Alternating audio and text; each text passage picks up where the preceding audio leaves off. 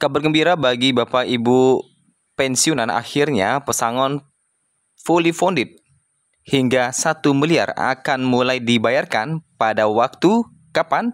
Berikut kita ulas informasi selengkapnya pada hari ini di Selasa 13 Mei 2025. Berikut informasi selengkapnya. Bapak Ibu, menyoal soal skema pensiunan dari perubahan lama menjadi skema pesangon baru fully funded, tentu hingga saat ini masih menjadi tanda tanya bagi Bapak Ibu sekalian kapan mulai diberlakukan dan apakah benar akan bisa cair 1 miliar rupiah. Semakin hari semakin jelas kapan pembayaran pesangon ini mulai dibayarkan. Sebagai informasi, dari tahun ke tahun beban negara melalui APBN untuk pensiunan PNS terus meningkat. Rata-rata pensiunan ASN atau PNS naik 3,1% atau 116.000 jiwa setiap tahunnya. Pada tahun 2025 ini diperkirakan ada 3,76 juta pensiun. Meningkat dari tahun 2024 yang berjumlah 3,65 juta pensiunan. Bahkan tahun 2029 diperkirakan mencapai 4,25 juta pensiunan di Indonesia yang kini masih menjadi beban APBN.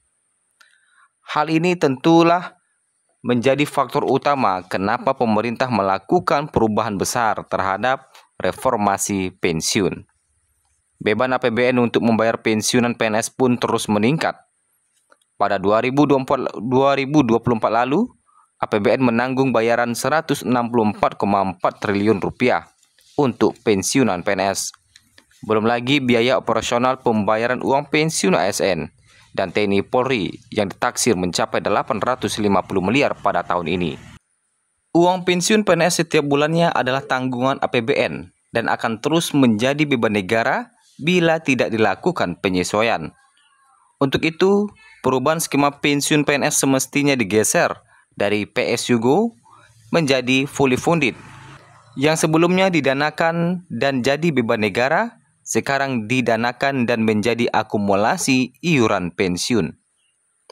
Terdengar kabar dan berita, Direktorat Jenderal Perbendaharaan DJPB Kementerian Keuangan RI saat ini tengah mematangkan skema pensiun PNS, TNI, dan Polri.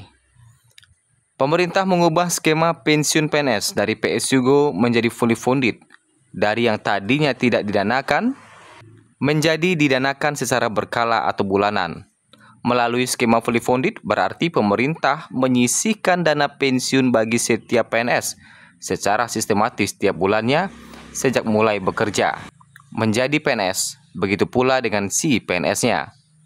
Sehingga pada saat PNS pensiun, uang pensiun dibayarkan dari akumulasi iuran pensiun yang disetorkan oleh pemberi kerja atau pemerintah dan iuran pegawai atas nama PNS yang bersangkutan selama bekerja sesuai dengan besaran gaji setiap bulannya. Bila skema pensiun PNS diubah dari yang kondisi sekarang menjadi fully funded, maka pemerintah harus punya anggaran khusus untuk menyisihkan iuran pensiun untuk setiap PNS secara sistematis setiap bulannya. Di samping di pegawai sendiri, sehingga nantinya saat si PNS pensiun, maka akumulasi iuran pensiun yang ada tinggal dibayarkan kepada si PNS tersebut ketika masa pensiun telah tiba. Jadi, uang pensiun tidak lagi dibayar dari APBN, melainkan dari akumulasi iuran pensiun. Setidaknya ada 5 keuntungan perubahan skema pensiun ini. Dari PSUGO menjadi fully funded, dari pendanaan langsung dari APBN menjadi didanakan secara berkala. Pertama, uang pensiun PNS tidak lagi jadi beban negara atau APBN, melainkan berasal dari akumulasi iuran yang disetor pemerintah dan si PNS sejak bekerja. Kedua, pendanaan uang pensiun PNS menjadi lebih terstruktur dan sistematis, sehingga dapat mengurangi beban negara dan biaya operasional. 3. Selama iuran didanakan dapat diinvestasikan, sehingga dana tumbuh optimal dan dapat mengurangi nilai kewajiban negara. Keempat, PNS ikut menyetor iuran pensiun dari gajinya. Selain iuran pensiun dari pemerintah, sebagai disiplin menabung, sekaligus kesadaran untuk mempersiapkan masa pensiun. Kelima, mendapatkan insentif pajak pada saat uang pensiun dibayarkan kepada PNS yang pensiun. Sudah menjadi konsekuensi skema pensiun fully funded jika diterapkan kepada PNS, maka negara perlu menyiapkan anggaran iuran pensiun setiap bulannya dan si PNS membayar iuran pensiun dari gajinya. Karena berapapun nilai manfaat pensiun, intinya harus mulai diangsur sejak bekerja, sehingga pada saat pensiun dananya sudah tersedia dan siap dibayarkan. Resikonya mungkin bila terjadi kenaikan gaji PNS yang nilainya lebih besar dari hasil investasi. Fully funded sebenarnya tidak ada kaitan dengan cara pembayaran manfaat pensiun yang berkala.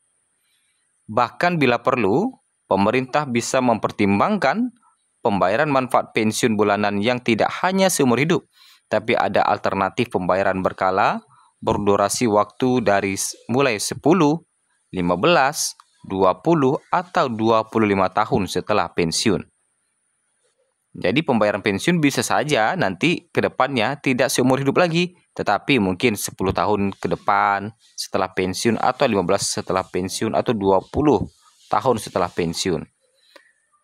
Nah itu ya, pemerintah bisa mempertimbangkan pembayaran manfaat pensiun bulanan yang tidak hanya seumur hidup, tetapi ada jangka waktunya, agar nilai uang pensiun menjadi lebih memadai dan mampu memenuhi standar hidup di hari tua.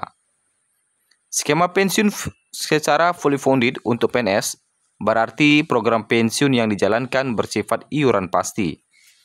Artinya pemerintah atau perusahaan sebagai pemberi kerja akan menyetor iuran secara berkala dan dibukukan atas nama PNS.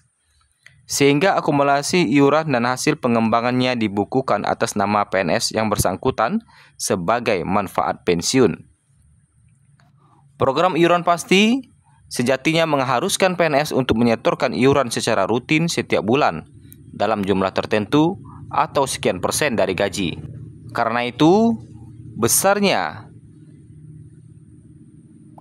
kecilnya manfaat pensiun melalui PPIP atau program pensiun iuran pasti sangat bergantung pada 3 hal, yaitu besarnya iuran yang disetor, kedua pengembangan yang diperoleh, dan 3 lamanya kepesertaan.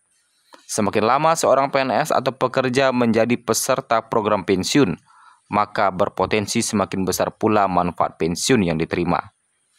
Tentu saja dengan mempertimbangkan dinamika ketenagakerjaan dan kondisi keuangan APBN.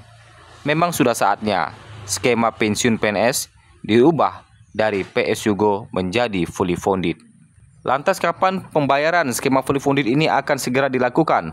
Pemerintah tengah mematangkan dan melakukan pembahasan yang intensif, sehingga kita masih menanti aturan resminya sampai aturan fully funded ini segera diberlakukan. Itulah informasi terbaru. Berdasarkan data yang kita himpun di Selasa 13 Mei, pemerintah masih belum menerbitkan aturan terkait dengan skema fully funded ini, yang artinya ini masih dalam pembahasan.